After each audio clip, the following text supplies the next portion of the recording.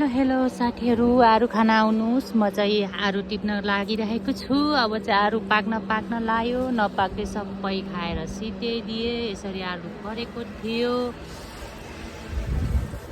के गर्नु, खाउँ लाग्छ।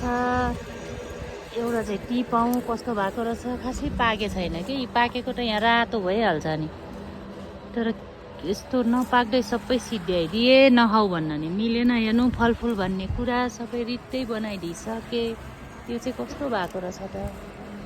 यो चाहिँ खै पाकेको जस्तो छ है यो चाहिँ।